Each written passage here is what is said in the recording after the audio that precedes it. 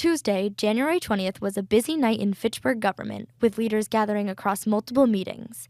From appointments shaping vocational education to policy discussions and citywide decisions, here's a look at what happened at City Hall.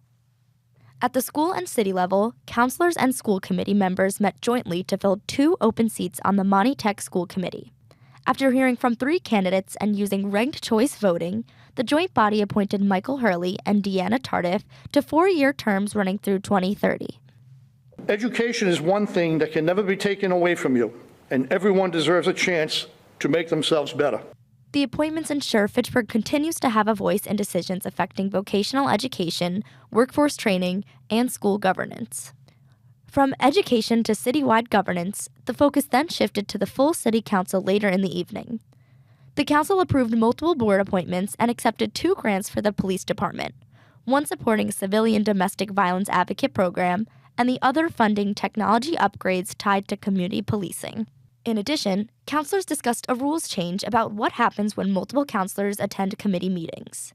The original proposal by Councilor Boachman was to allow counselors to participate in committees in which they are not a member. City Solicitor Lisa Mead explained that under state law, if a majority of the full city council is present, the gathering is considered a meeting of the council as a whole, even if no vote is taken. So if you have a majority of the council in the room and the people at the dais are talking about something under the deliberation or under the authority of the council, then technically you have violated the open meeting law, because now you have a majority of the council in the room as a whole on something that they have to vote on.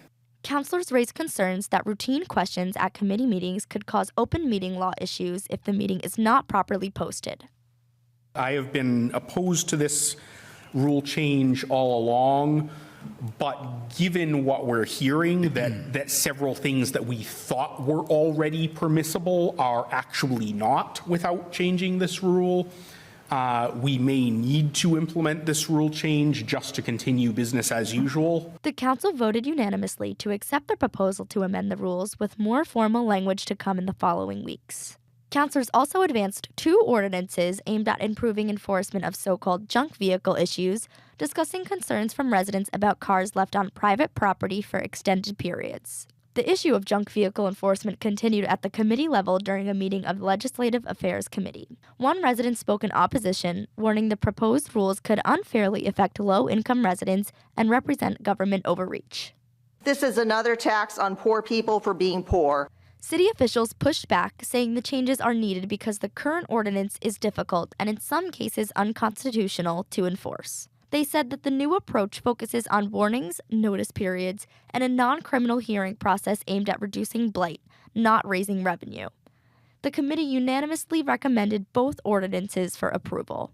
All city legislative meetings are available to watch in their entirety on Fitchburg Access Television. For North Central News, I'm Zoe Chrysostomidis.